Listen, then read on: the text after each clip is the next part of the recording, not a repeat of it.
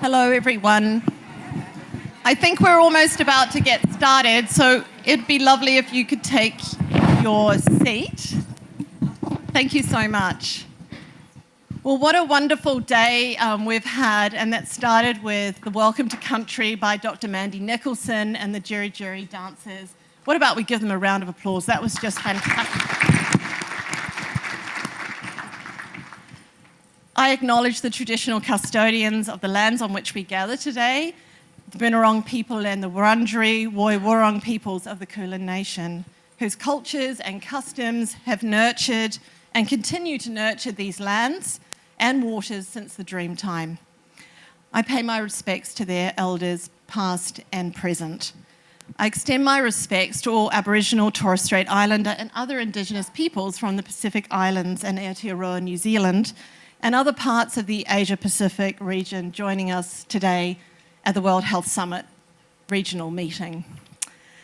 I'm Jackie True, and I am the director of the new 7-year Australian Research Council Centre for the Elimination of Violence Against Women, and because that's such a mouthful, we call it CVOR. Not to be mixed up with CEDAW, the UN Convention. CVOR's really pleased to host this afternoon's session focused on Pacific priorities for the prevention of violence against women. And preventing the continuum of violence against women is integral to women's health and well-being, as we've heard importantly across many of the sessions today. Today's session, we do have a panel, but we also, as you see from your tables, it's going to be a bit of work for you all.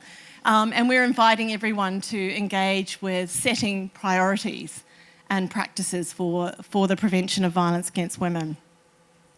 I just wanted to say a few things about the new ARC Centre, CVOR. CVOR has a vision to generate interdisciplinary and Indigenous-centred knowledge on the causes, contexts, and effective responses to violence against women.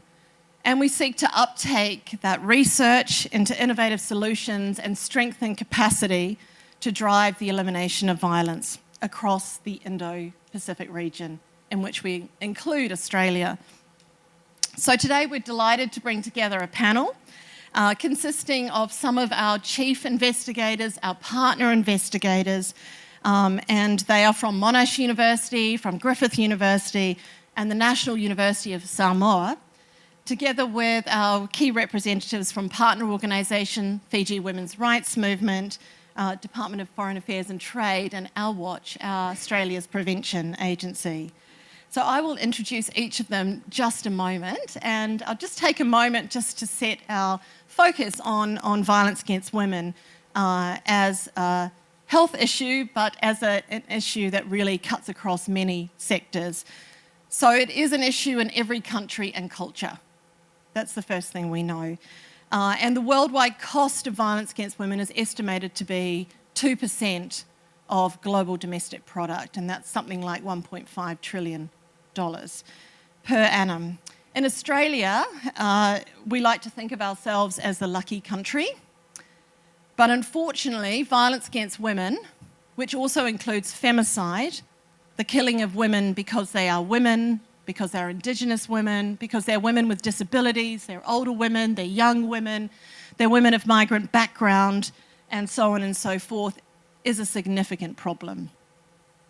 In the Pacific Islands, physical and sexual violence against women is more than double the global average.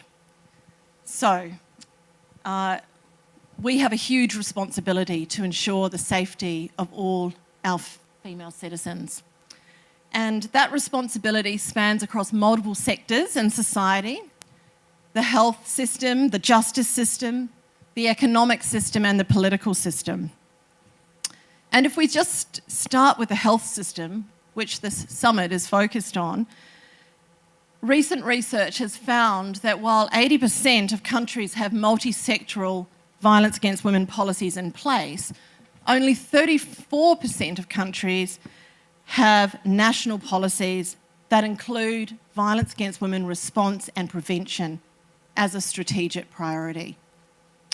So, Our session today will explore what primary prevention as a strategic priority would look like from diverse perspectives in research, in practice, and in policy.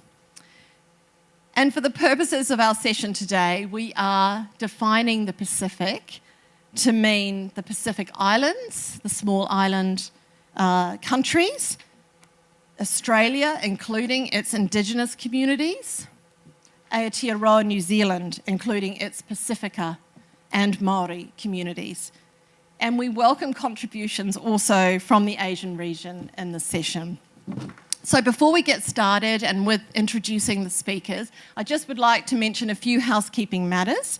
We will be taking photographs and highlighting key messages via social media during the session. If you don't wish to be included or to have your photo captured, please identify yourself to Noelle Steele, our communications coordinator, at some point. She'll be circulating. Just let her know that you don't want your photo included. Secondly, I just would like to share a message from the conference organisers and from myself and CVOR regarding distressing content. So in this session, we will be discussing material that can be confronting and disturbing. While these conversations are conducted with the intention of helping us understand problems and focus on the solutions, we acknowledge that these discussions can cause sadness, distress, or trigger traumatic memories for some people. And sometimes these responses can be overwhelming. If you need support, it is available through freely accessed phone-based services, and a list of these services and how to contact them is available at the conference reception or from one of the volunteers in one of those lovely World Health Regional Summit t-shirts. So thank you. So now to introduce our wonderful speakers, and they are in the order that they will speak, which is helping me a great deal. So it's my pleasure to first introduce Ms. Stephanie Copus-Campbell, AM, who is Australia's Ambassador for Gender Equality. I would just mention, situated in the Department of Foreign Affairs and Trade, which is a CVOR partner. Stephanie has extensive experience working across the public, private, philanthropic and community sectors in Australia and the Indo-Pacific, and she's held positions as head of Australia's bilateral aid programs with Papua New Guinea, Fiji and Tuvalu, and head of Australia's Pacific regional programs. Stephanie was a founding director on the Family Papua New Guinea board, which provides services to survivors of family and sexual violence, and also the PNG City Pharmacy Board. It's lovely to have you with us. Thank you so much, Stephanie. Next, I'm going to introduce my colleague, Dr. Saula Louise Mataya Milo. Apologies for that poor pronunciation.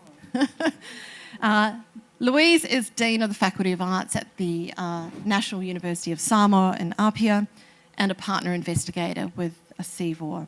She has taught history at the National University of Samoa for more than 20 years, and her area of research is on Samoan migration and popular culture during the colonial period and Pacific peoples' participation in international conflicts. She's currently working on Samoan women's experiences during the Second World War. It's fantastic to have you with us, Louise. Next, I'd like to introduce Professor Kylie Cripps, a Palawa woman and director of Monash University's Indigenous Studies Centre. Kylie is also a chief investigator in the ARC Centre. She's one of Australia's leading researchers on Indigenous family violence, sexual assault and child abuse. Her research has defined violence on Indigenous terms. It's identified factors contributing to violence and examined the access and availability of services in the aftermath of violence. Fantastic to have you join us, Kylie. Next, it's my pleasure to introduce Ms. Nalini Singh, who is the Chief Executive of the Fiji Women's Rights Movement, based in Suva, Fiji. Nalini is a feminist and a social development specialist with over 20 years' experience in design, implementation, management, monitoring and evaluation of women's rights and development programs in the region. and she has been Executive Director for the past 7 years of FWRM. And FWRM is a leading feminist human rights organisation that links local concerns to global debates, and it's one of our valued partner organisations in CVOR. Thank you so much for joining us, Nalini. Next, I'd like to introduce Ms. Cara Gleeson, who's the Director of Prevention and Action at Our Watch, and also at the Our Watch Institute, which is a profit-for-purpose service working to end violence among women and with our commercial and business sector. Cara oversees specialist expert teams and who are developing primary prevention for the workforce sector, and including settings like media, education, workplaces and sport. And Our Watch is also one of CVOR's valued partners. Thanks so much for joining us, Cara. Finally, and last but not least, our dear colleague, Professor Jane Fisher, who just led the last session on women's health and now turns to get a speaking role in this one. Jane is a chief investigator in CVOR, and she's an academic clinical and health psychologist at Monash University. Her research has focused on gender-based risks to women's mental health and psychological functioning from adolescence to midlife, and on parenting capabilities and early childhood development in low and high income settings. Thanks so much, Jane, for joining us. I've got two main questions for all of you, and I'm happy for you to answer them in any which way you like. And my first question is, what should be our priorities for the prevention of violence against women in the region or the country and communities in which you work? And secondly, what are the top 3 actions your organisation or your research has focused on to prevent violence against women? And I encourage you all to write down your questions for the speakers, as we'll have a Q&A following their comments. So over to you, Stephanie. Thank you very much. Wonderful. Thank you. And it's wonderful to be here and such an amazing panel. So I feel very privileged to not only participate, but to listen and learn as well. If I could also start by recognising the traditional owners of the land in which we meet, to pay my respects to elders past and present, and of course my deep respect to any First Nations people in the room with us here today. I was listening to the previous session on women and health, and I was reflecting that I have worked in the Pacific for the past 25 years, and today my focus will be on the Pacific that's not part of Australia, although I will say my mandate as Ambassador for Gender Equality, which is our lead international advocate for gender equality, flows very much from the strong commitment to addressing gender equality in our own country and the prevention of violence against women and girls.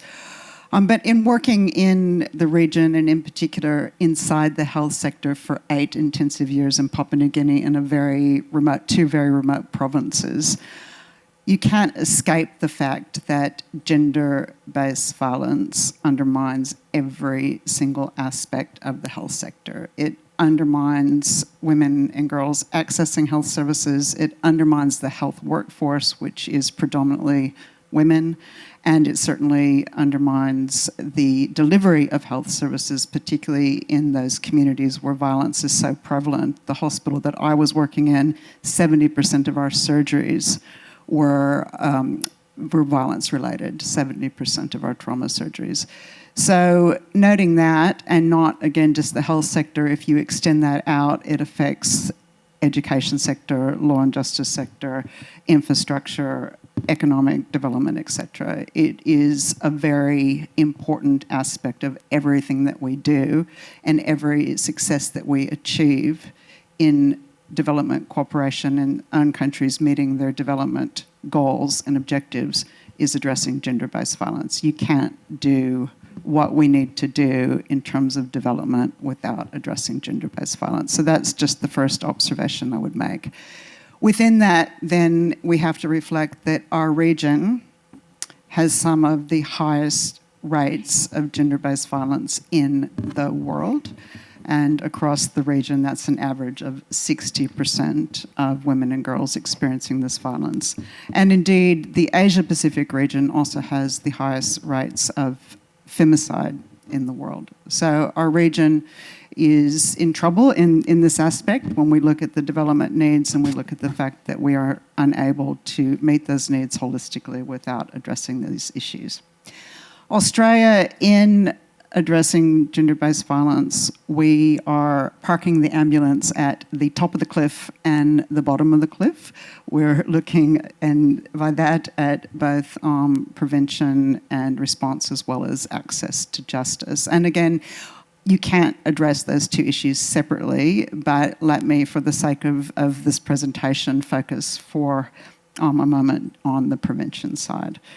So in looking at Australia's priorities, which will be articulated in our upcoming International Gender Equality Strategy, which will be released shortly, there's a series of priorities that collectively we need to be addressing, and if I can maybe pick out 3 within that at the end, I'll try to summarise those. But the first, and of course, you all know this, but I have to repeat it, gender-based violence has its root causes in gender inequality.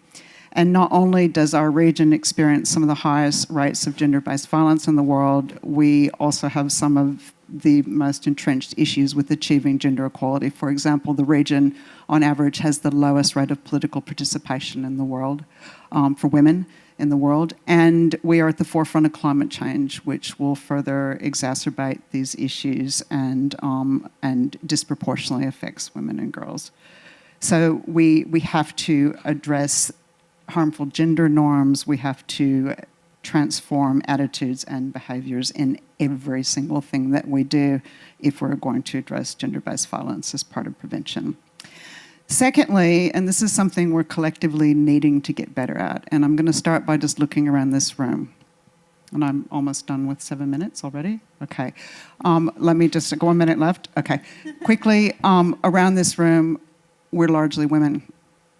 We can't do this without men and boys, and we collectively need to, as we move forward, look at men and boys as part of the solution and work together to prevent backlash and pushback in the way in which we engage. Super important.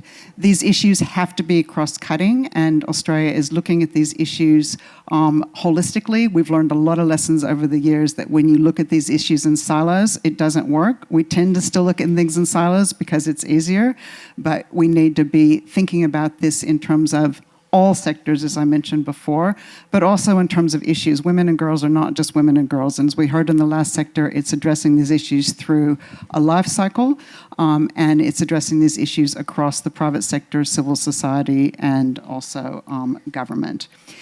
One of the things that Australia is really leading on as a priority is ensuring this is locally led, that we are looking at local solutions for global problems. I can't overemphasize that, and I can give you some examples in discussion time why that is so important, but also ensuring that we're bringing women and girls' lived experience to the table in terms of solutions. And let me just quickly give you an example of that before I hand the microphone over.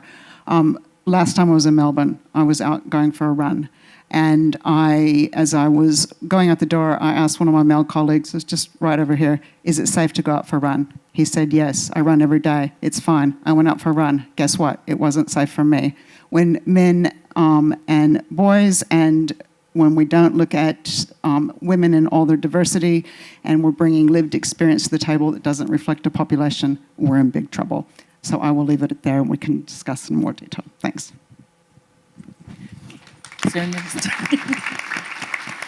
I think I will read, but before that, I would like to pay my respects to the Indigenous people of Australia, whose land I stand on.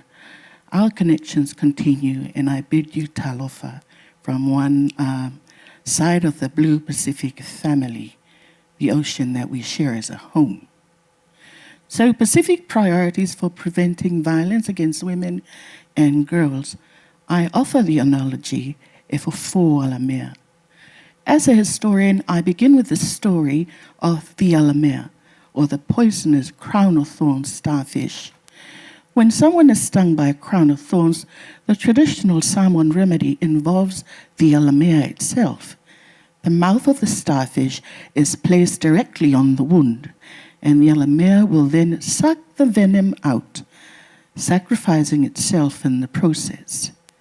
Other traditional medications are then applied, but the key is that the poison is removed from the body by the alamea. This gives rise to the Samoan expression, "If a foe ele alamea," the alamea will heal its own sting. I believe this story provides a powerful analogy for reframing the narrative around violence against women and girls in the Pacific. Rather than focusing on such a deficit analogy or deficit narrative portraying us as being violent and exceptional and it's a crisis, we should recognize the unique cultural strengths and assets within the Pacific community that can be leveraged for prevention. And just as the alamea sacrifices itself to remove the venom, Pacific communities possess inherent resilience and traditional knowledge that can be harnessed to address vogue. By centering these local solutions and community-driven approaches, we shift the narrative away from external deficit-based perspectives. Instead, we empower Pacific Islanders as the experts and agents of change in their own context. Epelia Ofa have said this in 1994. The story of the alamea embodies the idea that the solution to the problem can come from within the community itself, the very source of the harm. It is a reminder that Pacific Islanders have long possessed the wisdom and means to address societal challenges, whatever challenges they have become, if given the space and support to do so, and more importantly, to be vigilant of some of the areas that can easily render such assistance irrelevant and less impactful. And as a historian, I believe uplifting these local assets is crucial for sustainable, culturally grounded approaches to prevent vogue in the Pacific. We need to look in the right spaces and places and all the nooks and crannies of our culture, observe them, the subtle cultural spaces and places which were once overlooked by many observers of behaviors and social scientists and anthropologists. If one uses the longue durée historical perspective, this lens can explain how our societies, cultural practices and changes in our thinking have been shaped. It explains the way we have become the way we are today. So there is a need to address the historical injustice that is often ignored. And looking at it, look how did the narrowing of agencies for Pacific Indigenous women come about. So it is essential to recognize the historical events and social changes that have contributed to the erosion of Indigenous women's confidence and power within their own cultural context. Because events have happened that have marginalized us, Pacific Indigenous women. The imposition of colonial systems significantly altered social structures, often displacing Indigenous women from their traditional spaces of power and influences. Colonialism played a pivotal role in reshaping Indigenous society. The introduction of European legal and political systems often undermined matrilineal structures that had historically empowered Indigenous women. While formal sector like the police, we have so many different policies and justice and health are vital, there must also be an engagement with community-based institutions and networks. And this is what Indigenous, Maori, Tongan, Samoan scholars have been calling out for a long time, even in the 1980s, when some of the first Maori and Pacific historians, people like Judy Binney, fought for that sort of space. And I'm glad that the world is beginning to listen to Indigenous women and Indigenous scholars about the call that we have known all this time, that to fix from within.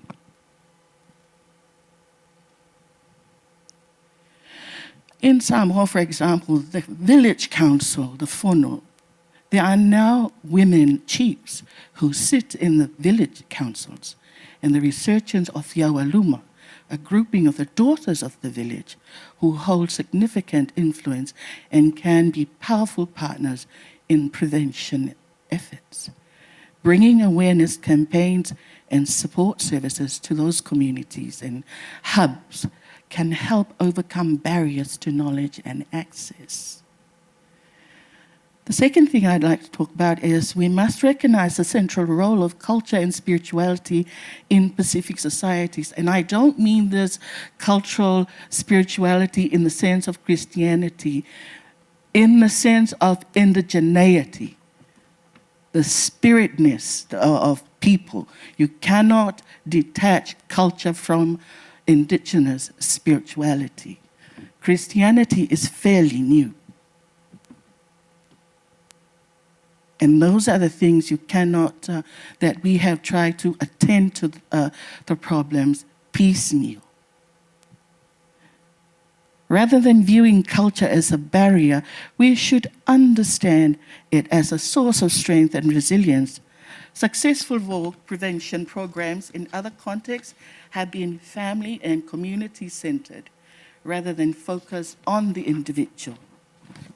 Something that I agree or disagree with, I'll leave that to you. Samoa, the concept of vatapuia, the sacred relational space between people. It is a powerful cultural framework that can inform prevention approaches. I'm about to finish. I'll cut, then get to the end. There is also a faith-based organization, but we have to be careful about that too, because too many times faith-based can be a problem as well. There are significant opportunities. We must also be mindful of the systemic risks that can constrain prevention efforts.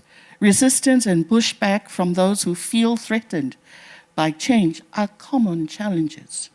In Samoa, the concealment of war incidents by some cultural leaders can pose a barrier to justice and accountability. We have to hold our cultural leaders accountable. And there is a language to do it, if you are patient.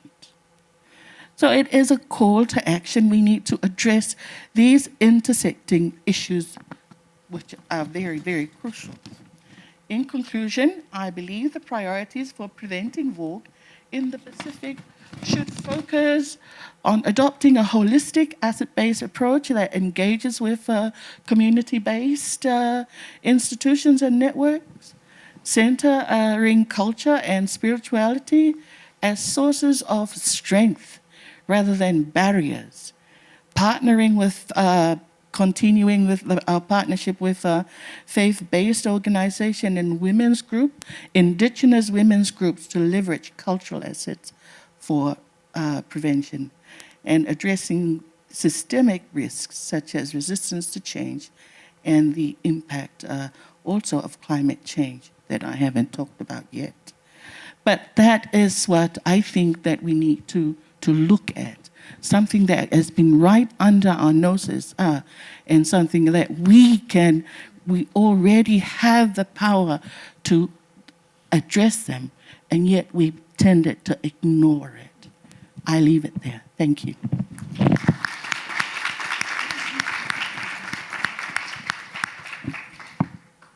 Thank you, Louise, and thank you, Ambassador. I think when I look at the experience for us as Indigenous women here in Australia, there are many commonalities. And I appreciate the sharing that you have done, particularly Louise, around recognising that we're often viewed as Indigenous women and Indigenous communities through a deficit lens, and that there is an importance to look at these issues through a strengths-based approach. When I do work in this space, it is working with our elders and with our community. It's through listening. It's making sure that you sit there and that you're listening to what people have to say at that local level about what their experiences are. It's also about engaging with the evidence. A lot of my work over the last few years has been looking at coronial reports, the stories of our murdered women, and understanding what women's lives were as their lives ended, and what our systems could have been doing differently to prevent their lives ending. And what that looks like in terms of both systemic change, what can we do in terms of changing police forces, for example, and what can we do in terms of changing health services and health responses, but also what kind of conversations can we have in our community, in the Indigenous community in particular, around prevention. And the data can lead that. And I think that that's the really important message for me in terms of primary prevention. It is about having those frank conversations with our community around what the data tells us. And I don't like using the word data with community. It's what do these women's stories tell us? Because these women's stories, they were women who were loved, respected, and held dear in their families and communities. And so it's about what they're telling us to prevent violence for the future. It is about the risks that they were experiencing. It is about the stories that the men tell back to the justice system in some respects. So the men might say, you know, we had these fights many times over and she never died in those previous times. So I don't understand why it's happened this time. And then the health system says, looking at this case and having done this autopsy, she had a broken jaw once before and she had had a previous brain injury. This second time, they broke her jaw again and the brain injury was fatal. That message is really critical for our community, right?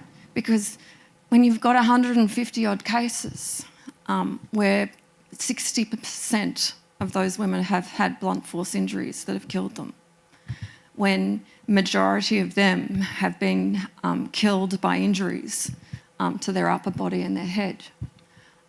This is information our communities have never had. It's sitting down with our elders and having those frank conversations around what do we want to do with this information? How do we prevent future deaths? It is sitting down with one of our partners, who's Auntie Dixie, and saying, Auntie Dixie, is it going to be a tough message to go out to our women and say, if he breaks your jaw once, don't go back? And her response to me is, no, we need to get out there today and do that message. She says, but we also need to get out to the men's groups because it's not okay for them to think that we can just keep on hitting her and there's not going to be a consequence. They need that message too. And so my work and the work of CVOR in my work stream is about getting these messages out, working with our partner organisations, working with our communities around how we get those messages out. Thank you.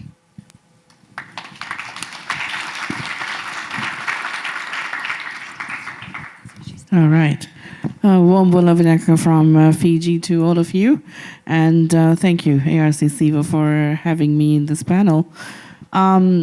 In terms of priorities for Fiji, I'll speak from the perspective of Fiji and with Fiji Women's Rights Movement, having been, doing the work around, eliminating all forms of discrimination against women and trying to make, Fiji a safer place for women and girls. Working on gender-based violence issues has been one of the, I would say, bedrock issues for us. We've been, chipping away at this issue for the past almost for decades now. So, looking at priorities for prevention, and one of the first things is, and I think everything's been said by the previous speakers, so I'm going to try and add in some other things from a feminist organizations' point of view, is working together, working on both protection and prevention, because, we've in Fiji, we've done so much in terms of protection protocols, making sure we have the counseling services, the health services, formal justice sector responses, etc. But working on prevention is a whole different ballgame. And that we have learned from the Australia example, and now become the second country in the world, working on a costed work plan to have a long-term pathways to have no violence against women. Makes just a chuckle, because we've been part of this process in terms of preparing a prevention plan, but bloody hard. It is bloody hard, because of the other main point, which is we have to recognize what the root cause of violence is. It's not causes; it's a cause. And that's what you've touched on. It's all along. It's patriarchy. It's exactly that. How many times a woman is going to get beaten up, and by who, and what mechanisms are going to be there to realize that it is one sector of population that is doing that. Because the third point in here is knowing the evidence, knowing the data, knowing the statistics around. Well, who is the perpetrator and who is the victim survivor? And what does that say? We have to acknowledge it, and therein becomes one of the really difficult conversations to have, especially when I say that we have to work with everyone, feminist groups, faith-based groups, government, communities, the SOGS groups, everyone, in trying to put up a country plan, because ours is all of government and all of country. And that means that everybody is involved. And so getting everybody to recognize and understand why patriarchy, or the way in which power is abused, by one group of population to inflict so much violence, that, we have a considerable number of women that suffer on a daily basis. So, we have to recognize that we have to actually name it, and then recognize that everything else that we'd like to see blamed, alcohol, drugs, etc., that those are contributory causes. So once having that, and recognizing that, is a key issue. So for us, it's been around those three things, essentially. Because it's not easy. It's not easy, and we are on the pathways, slowly getting there, and in trying to make sure that in that journey of having everyone involved in designing certain actions for their setting, we don't lose sight of what is crucial in terms of who needs to know what, because it's all about learning, it's about unlearning, it's about relearning, it's about behavior change, it's about attitudinal change, and all of this, can't just be done by one group. It needs everyone to be on the same page.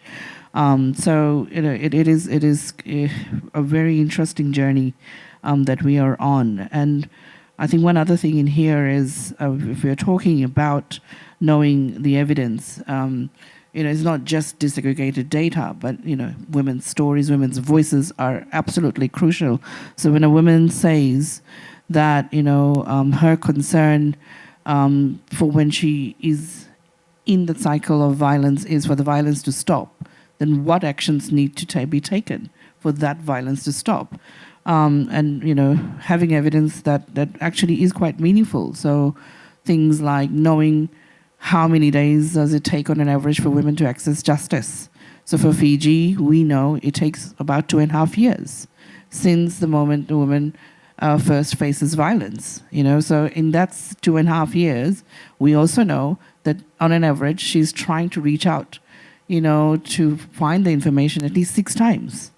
And, what then happens in the 6 times is she goes to gatekeepers in the society. She goes to someone that doesn't know the information.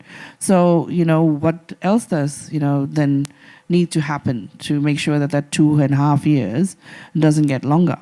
So that brings into my top 3 actions that my organization, the Fiji Women's Rights Movement, has been doing in this area. One is pivotally around, to have better laws and policies in our country. So we have been behind the passage of a very progressive Family Law Act. Together with other women's groups, we have made sure that we have a very progressive Domestic Violence Act. We have had reform in our Crimes Act, so that, heinous crimes committed by against women actually go through court, and they get, the perpetrators get the types of sentences that they should be. Because, if we're talking about access to justice, when we compare that to what is happening to women, it is quite horrendous. And we've had a period of very sexist laws. So law reform for us has been very important, and we have been behind it. And where we haven't had law, we have actually worked on data to make sure that we actually have law. So one example around is, making workplaces safer for women. So we had to find out, well, what's the prevalence rate for sexual harassment in the workplace? And, when we did the initial research, which was around 2012, a bit earlier than that, it's about early 2020s, and we found that it was 1 in 3 women who were facing harassment in the workplace. And then we immediately had an opportunity of, putting in appropriate regulations in our employment laws. And then when we redid this prevalence survey a few years ago, and we found that the rate is 1 in 5. So, we have to give this a go and work on it. So that's quite important.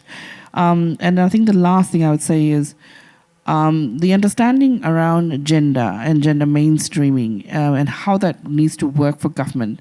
I think some examples, where we see just having a desk person, and that's the gender officer. That doesn't work. So, what we are working with now is, renew the focus on gender mainstreaming. So we have, gender responsive programming, budgeting. Entire institutions need to be doing gender audits of all their policies, their human resources, etc. So with the hope that once that the entire system understands gender, there'll be better outcomes for women and girls across, including around, violence against women and girls.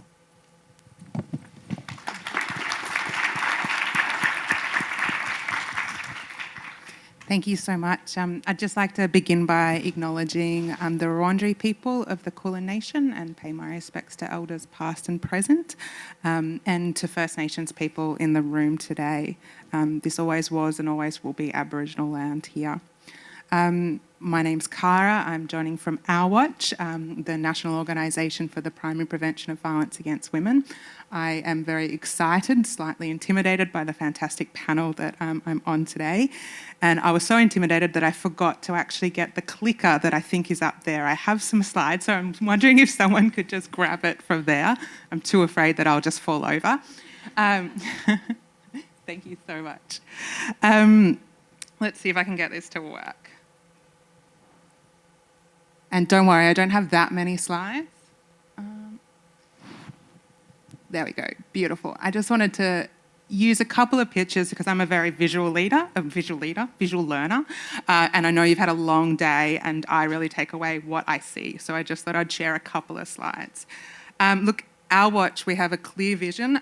We want an Australia where women and their children are free from violence, and we really focus on primary prevention. I think the ambassador said earlier that, we're working at the top of the cliff and the bottom of the cliff. We need everything working along the river that you see up there, but Our Watch's role is really at the top, changing the norm, structures and practices that allow gender-based violence and violence against women to happen at the rate that it does in Australia. We really work very hard to try to drive widespread change, recognising that that's attitudinal behaviours, structures, practices and power imbalances that underpin and drive and support violence against women. When talking about the priorities, I could have just talked about so many things. I could have talked about our national policy landscape, the challenges that we have in infrastructure investment, on monitoring and evaluation. They're all really valid things, but what I really wanted to focus on was the continual and evolving work on preventing violence against Aboriginal and Torres Strait Islander women, because I think we can all take away stuff that would make our primary prevention work better in this place. I'd like to acknowledge Professor Kylie Cripps and her amazing and important leadership and work in this area. I'll be representing other people's work, and I believe that that's important, but I'm not pretending to know this work in depth. I'm just sharing one tiny jigsaw to much larger jigsaw taking place in Australia, whether it's the professor's work or whether it's June Oscar's work or Hannah McGlade or many other, the Senator Dorinda Cox is another person. I think there's so much work taking place, but I think it's really important as a non-Indigenous person to share with people in this room about what we need to be doing. So our Watch's primary prevention work is foregrounded in an intersectional approach to prevention, one that acknowledges that women are not a homogenous group, and that recognises that violence and gender inequality exists in relation to multiple and intersecting systems, which include sexism, racism, colonialism, classism, heteronormativity, cisnormativity, ableism, ageism, and that all corresponds together in creating systems of power and privilege. These intersections create systems of structured inequality that interplay with violence, how it is experienced and how it is performed. I've basically just said many people's PhDs in one paragraph, so be forgiving. I have obviously generalised there. But we know Aboriginal and Torres Strait Islander women experience violence at rate 3 times higher than non-Indigenous women in Australia. But we also know that violence is not part of traditional Aboriginal and Torres Strait Islander cultures, and that not all violence against Aboriginal and Torres Strait Islander women, that violence against Aboriginal and Torres Strait Islander women is perpetrated by men of all cultures in Australia. In 2019, we published this resource, Changing the Picture, which outlines a national evidence-based approach to preventing violence against Aboriginal and Torres Strait Islander women. It prioritised First Nation research, academia and scholarship, and it built and drew on the expertise of First Nations women, including Professor Kylie Cripps here. It showed, and I'm going to work through this very quickly because I do want to keep within the 7 minutes, but it showed that what's happening in and what drives the violence against Aboriginal and Torres Strait Islander women is a combination of the gender drivers and the patriarchal society that has been spoken about, but also the ongoing impacts of colonisation. I'm going to quickly just share this slide, which gives the essential actions and calls that we need to address the gender drivers of violence against Aboriginal and Torres Strait Islander women. We also need to address the ongoing impacts of colonisation on Aboriginal and Torres Strait Islander people and communities. But critical to the success of this work and to create any change, we need to address the ongoing impacts of colonisation on non-Indigenous Australians and what that means for our culture, for our structures, our policies and our practices. I'm going to close out on this slide, which is the principles of doing this work that is in Changing the Picture, but I think is actually my 3 top priorities, if I can, even though it's more than 3, because I think it's actually a recipe for just fantastic primary prevention work in any setting. So it needs to have self-determination. It needs cultural safety. It needs to be trauma-informed in its practice and its practitioner self-care. It needs to be healing-focused. It needs to have holistic approaches. It needs to be practicing and strengthening culture. It needs to be using a strengths-based and community approach, and we've heard that from many already. It needs to be adapting to different community, demographic and geographic contexts. And non-Indigenous organisations, and I say people as well, need to work as allies in culturally safe ways. I'm on time, so I'm going to close there. Thank you very much.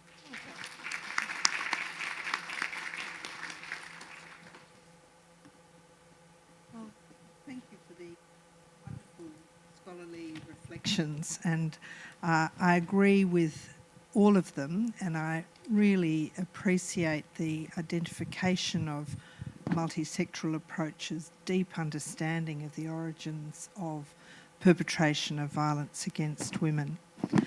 I just want to shift our focus a little bit, that we're here at the World Health Summit, which means I think we have to have the health system in mind.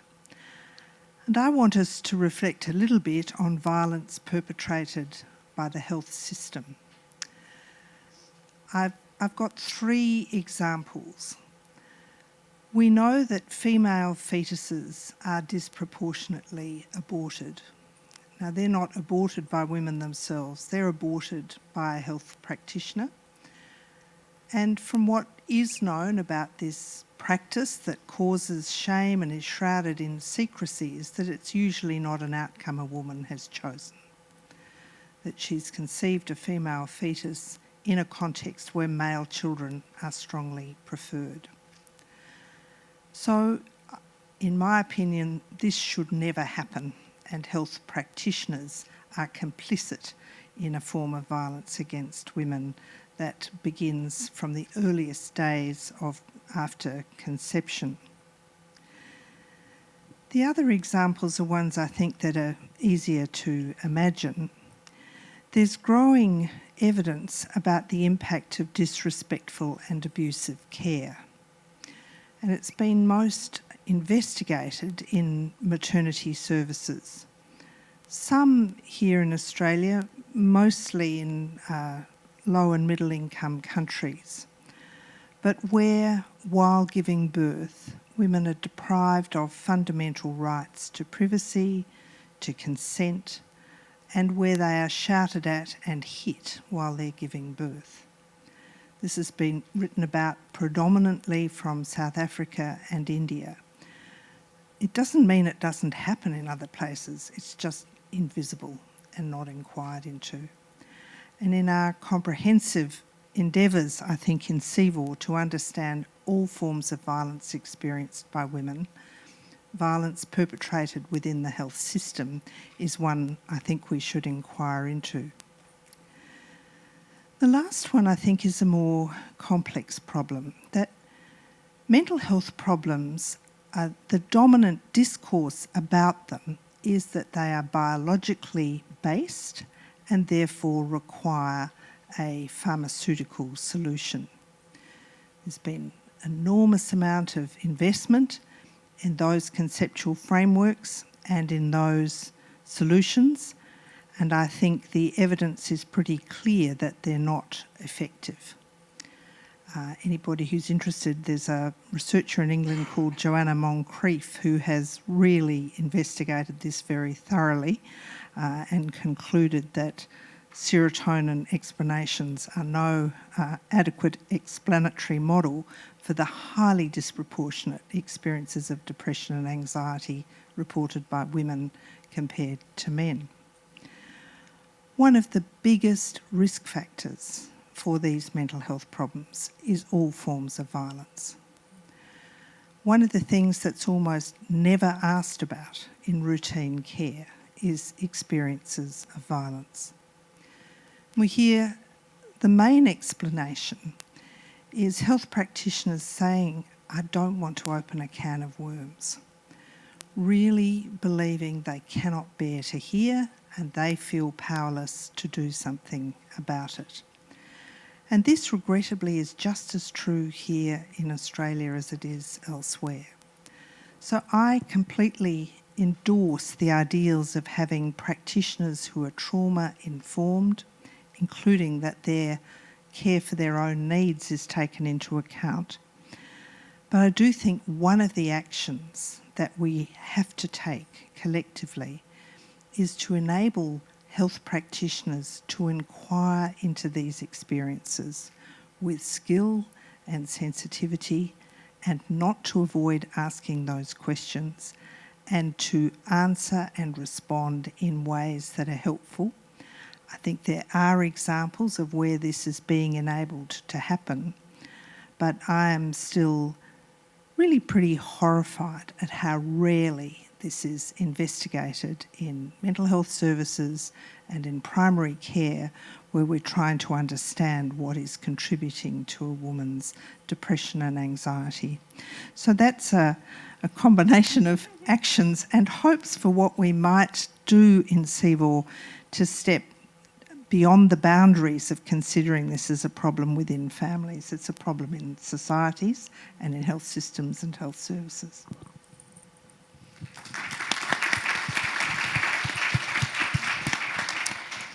Well, thank you so much to all of our panellists for really opening our minds. I think we have some time to take one or two questions from the floor, and then we'd really like to take advantage of the collective expertise in the room, and actually together put forward some of our priorities and some of the practices that we think could best prevent all forms or certain types of violence against women in the communities that we each come from. So I'm happy to take any questions to the speakers from the floor now, and I think it could just bridge the gap between us and you. Please raise your hand, and if you wouldn't mind introducing yourself. And I'm sure there are some brave souls who are not too tired at this point in the day. Yes, I see. Fantastic. Thank you. My name is Sheds, and my question is really around funding structure and looking at support. I guess coming from a culture where families are bigger, the response or protections are tailored for smaller families. So, for example, if a woman wants to leave and has got 8 children and a son who's over 18, she has to choose leaving the son who's over 18 or going into a house that caters for 3 or 4 children. And some of the examples that I've witnessed in the Australian context within our communities, being put into a motel with 8 kids and being given a gift voucher for Coles. Half the food that's in Coles, some of our cultures don't eat them or cook them. So it's really around what advocacy is being done around the actual money that supports women who want to leave. Because I think there's this conversation that's almost like an elephant in the room for me, is we talk about the policies, we talk about everything else, but there is no money to culturally and safely support women with bigger families who need better accommodation, where going back becomes better, because in that cycle of violence, there's actually no funding for safe refuge. So I think that's one of the things I'm interested in around what's the actual conversation around that practical financial support that is culturally relevant for bigger families, which are excluded from how things are structured. Thank you so much. I think that question about material barriers, I think I'd like to turn to Kylie to have a go at addressing that from her experience of understanding Indigenous experiences and the barriers to protection. Thank you. Thank you, Jackie, and thank you to you. I think, it's a very relevant and prevalent question because, for our Aboriginal families here in Australia, same set of circumstances, and there is a well-known coronial inquest in Western Australia where a woman was leaving with 7 children, and she'd tried a whole range of services to be housed with her 7 children, and ultimately she ended up being with a cousin, and they were all overcrowded, and obviously that wasn't a safe choice for her, but the only choice, and because as kin we take our family in. The circumstance in that was that her partner found her and she was murdered, and one of the children witnessed that. The circumstance of that afterwards was it went to a full coronial hearing, and the coronial findings was that we needed to do more in this space to make sure that whenever women ring, regardless of the size of their families, that our services should be going out of their way to make sure that there is appropriate accommodation, that no family, no woman with additional children should be left without housing. But additionally, that those financial considerations also need to be taken into account. And the practicality of where in the risk profile they are sitting at that point in time, because our women know best at this point where they should be. If they're saying they need to be somewhere else, then we need to take that seriously. As one retired police commissioner said in that particular case, they should have been moved interstate and she would be alive today. So services have been taking this information on board. There are lots of advocacy around that particular case since. I know in Western Australia, families don't get turned away with big families anymore. It is an ongoing process. We have to keep on banging on doors to make sure that that is heard and that the issues are elevated. Just to add to that, from an international context, we are putting a lot more attention on case management. So maybe 10 years ago, for example, it was about safe houses or medical services, and again in an ad hoc way, but really understanding the importance of case management, that when a woman walks in the door, the first question needs to be, one, are you safe? And two, how can I help you define what you want, and then how you're going to address it. And in many cases, you find when you start with that question, the answer is not, I need to go to a safe house, or it may be, I need to worry about my 8 children and how are we going to collectively find this solution, or I need more options for financial assistance, etc. So I think we're getting better in the Australian context of how we support our partners to understand the importance of integrating case management. I think Fiji does it really well with Fiji Women's Crisis Centre, but looking at rolling that approach out in terms of how we're supporting these services across the Pacific is really important. There was another question on the floor. Thank you so much for the responses. Good afternoon, and thank you for this panel this afternoon. My name is Lydia. I'm an early career researcher. I wanted to ask a question from the opposite end. When it comes to, for instance, coercive control, there's been a lot of discussion about the very extreme versions of violence today. But from my perspective, as a nutritionist, for instance, I see a lot around women's decision-making power. What is her barriers to decision-making power that influences her food that she eats, that ultimately influences her health? For instance, her NCDs. I would love your thoughts on how we can address the early stages of gender-based violence around coercive control, around decision-making power, around money, access to contraception, food, that these are determinants of health, and gender-based violence does have early risk factors for this. I would love your perspectives. Thank you very much for that question. Jane, I think, would like to... Thank you so much. We've heard quite a lot about the need for experiences to be made public in some way. I think many members of the general community, if you ask them to define coercive control, would not be able to do that. So in my opinion, we need to have much better public education about what does this mean, what kind of behaviours does this describe, and if you're experiencing it, what is it you might do? I'm completely convinced of the power of both print and broadcast media, but also animated explanatory videos that don't rely on having to read dense text.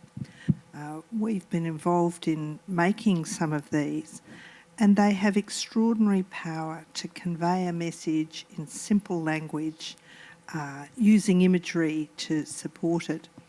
So that would be my strategy, would be we have to explain what coercive control means, why it's harmful, how you might address it, and if you can't address it at home, where you might seek assistance with it.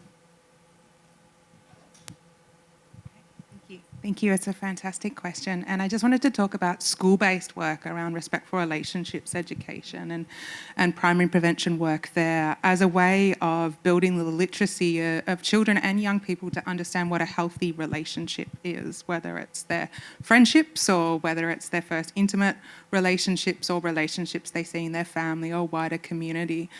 Some great work's happened across Australia, including in Victoria, where you're seeing an integration of learning that can start really young. It can be, even in early childhood, but also sort of starting at 5 years old, where children are learning about what is a way to tell their friends that they don't want to play that particular game anymore, asking permission before tickling or touching a friend.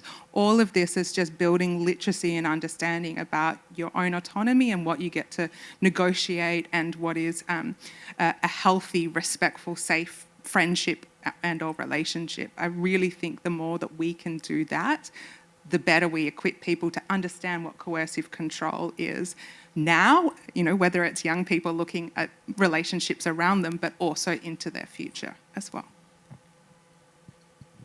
Yeah, I just wanted to add that it becomes really difficult in cultures like mine, where women cook but eat last, and they eat the leftovers. The decision making or health seeking behavior for that matter, they'll put themselves last and put everyone first.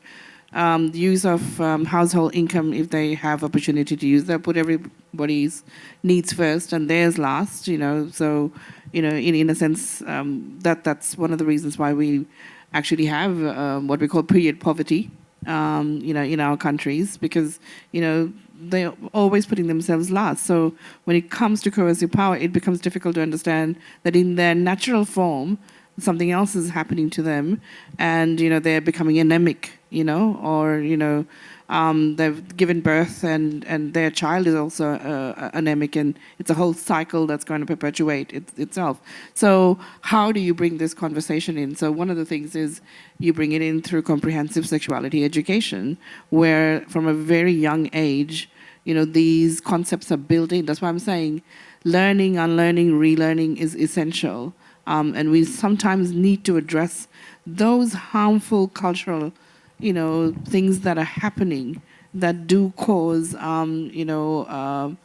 one group, a lot more harm, and it's accepted, and then ultimately one of the, I would say the larger reflections of that is in the indicators where we turn around suddenly and the Pacific is at the bottom of the IPU, women in Parliament, ranks and see, oh shit, we are the last. We're at the bottom of the rank, and we never thought that would happen. But all of these things are playing, to making women feel that it's normal. But we need to break out of it, and a lot more needs to be done, and that's education, both at home and in school, and try and get people to understand and break out of that.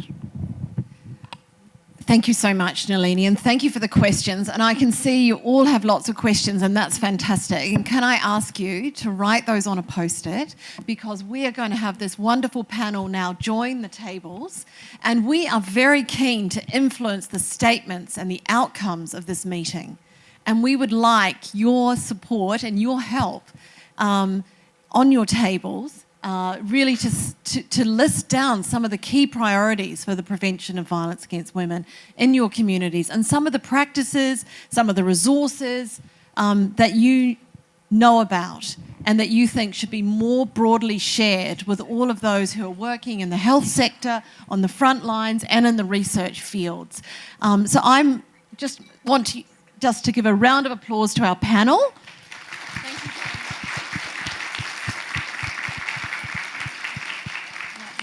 We really appreciate your insights and want to build on them.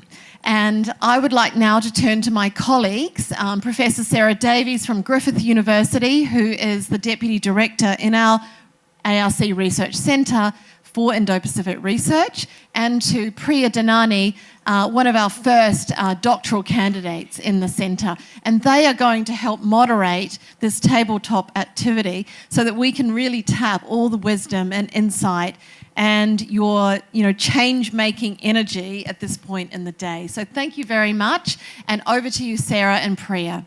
Thank you so much. I'll be very brief, but I just want to, say again what Jackie was saying. We're really keen to make sure that this afternoon's session feeds into any statements that may be connected with the summit. We also want to stay in touch with all of you. So there is a QR scan card that you can look at on the table.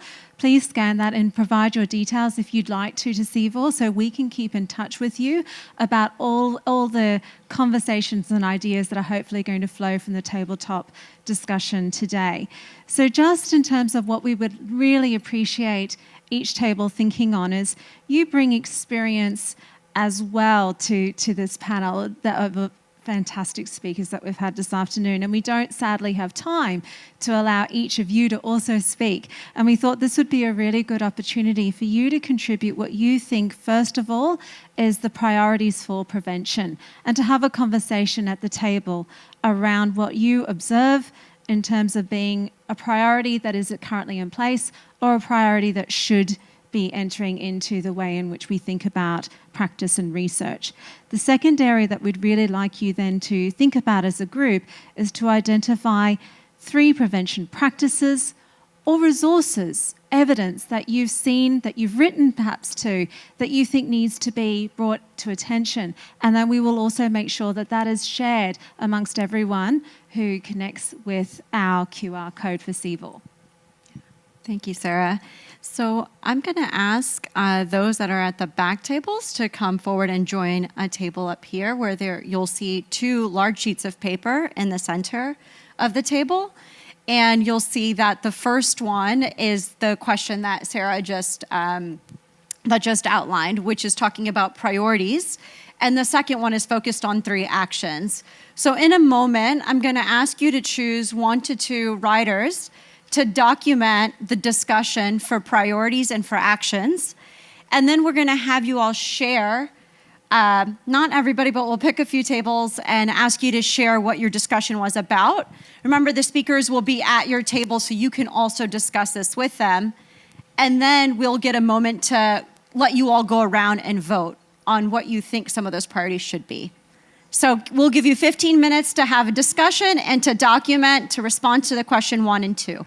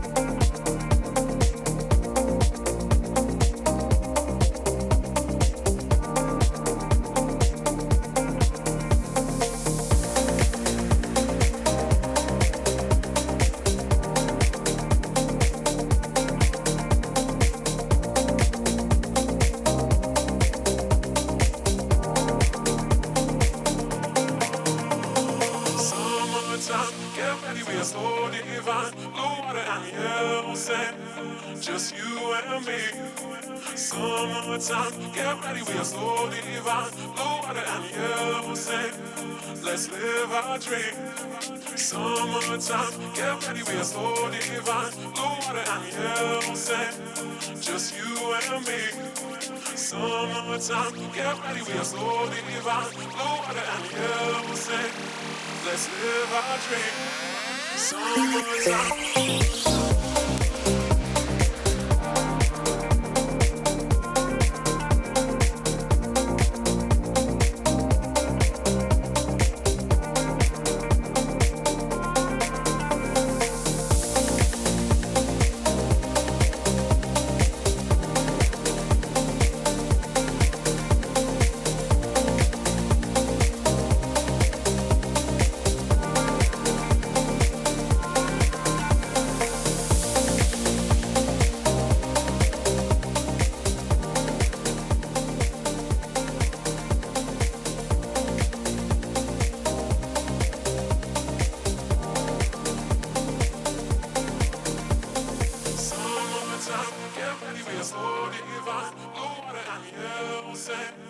Just you and me. Summertime, get ready, we are so divine. Blue water and yellow sand. Let's live our dream. Summertime, get ready, we are so divine. Blue water and yellow sand. Just you and me. Summertime, get ready, we are so divine. Blue water and yellow sand. Let's live our dream. Summertime.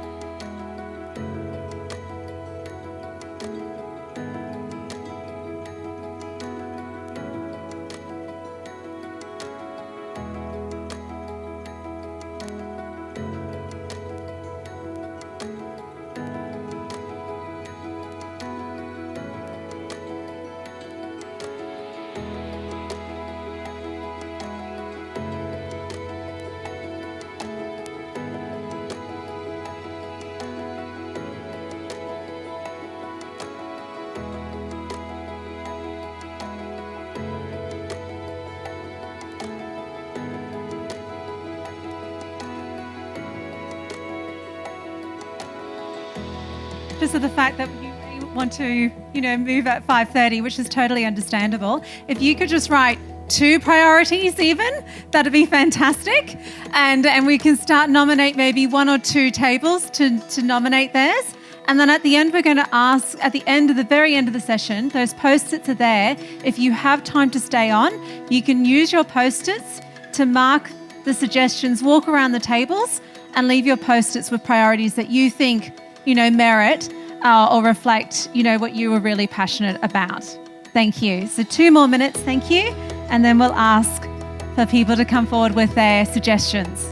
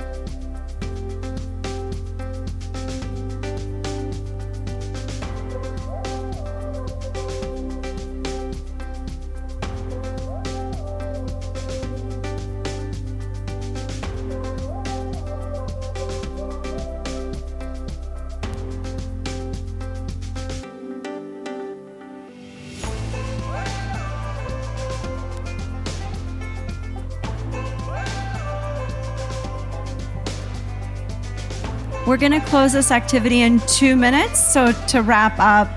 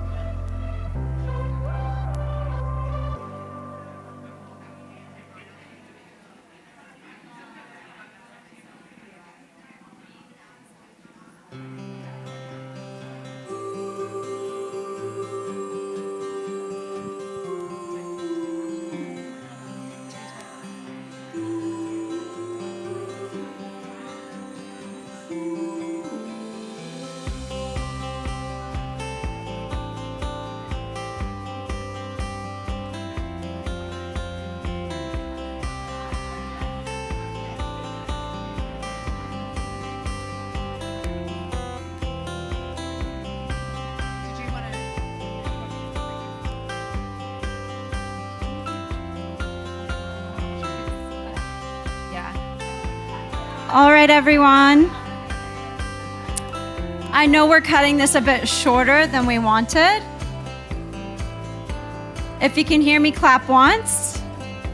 If you can hear me, clap twice. If you can hear me, clap 3 times. Thank you. I know that you all didn't get to go through all of the discussions, but what we were hearing, they were absolutely incredible. And so we just wanted to take a minute to hear what you were talking about. We were going to call on 2 groups, and you can raise your hands. They're not going to call on you. Sorry, I shouldn't have said that. Is there anybody who would like to take a minute just to share one thing that you discussed?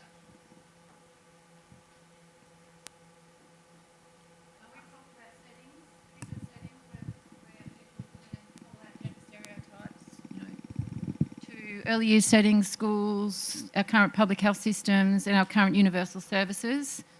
And empowering people to call things out when they hear them, whether they're sexist, gender stereotyping, offensive, and bringing boys on the journey, boys and men. Thank you. Is there another group? Just one thing that you discussed?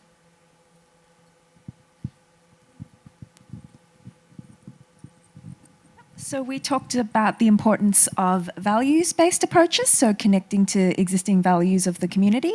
So for example, indigeneity, spirituality, having, for example, the role of Samoan women pre-colonization. So we talked about the importance of having that context-informed solution to connect to values that people have. Thank you. You all are so quick. I'm going to do one more. Is there another group that would like to share a point?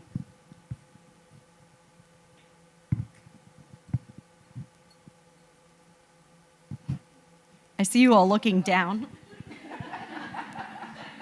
I just hate awkward silence. We talked about transparency of funding. So just not looking at, for example, we had examples that are local and examples that apply to the Pacific. So we talked about locally knowing where the money that's being put into programs is going, and then looking at DFAT funding as well to make sure that it's putting the risk factors for women forefront in some of the things that affect women, like the determinants of gender-based violence, including access to safe water and sanitation. We talked about transparency locally in Australia around investment has been put into organizations, but we keep hearing the same horror stories around people not being able to access. So almost like open funding and declaration of where money is going and for what purpose. Thank you. What we're going to do is a very quick closeout.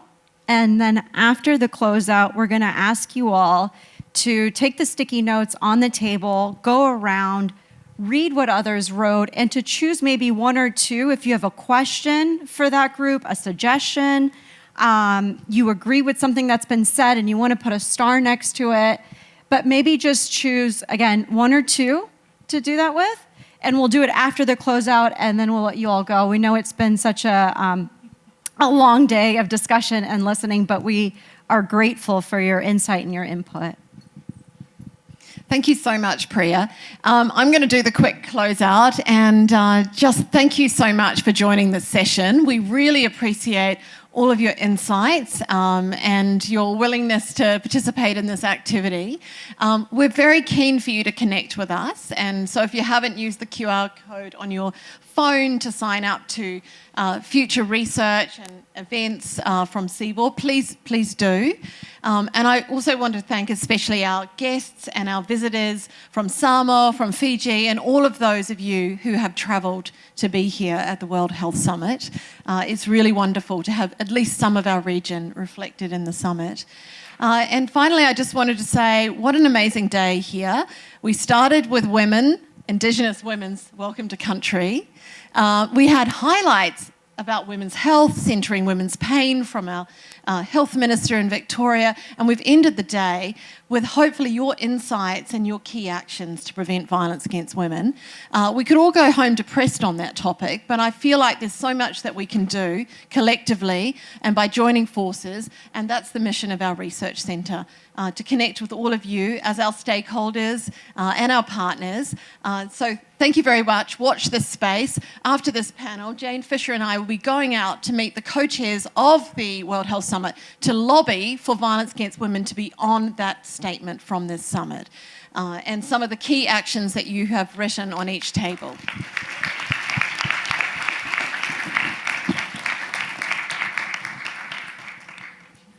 So ready to circulate. Thank you so much and enjoy the reception.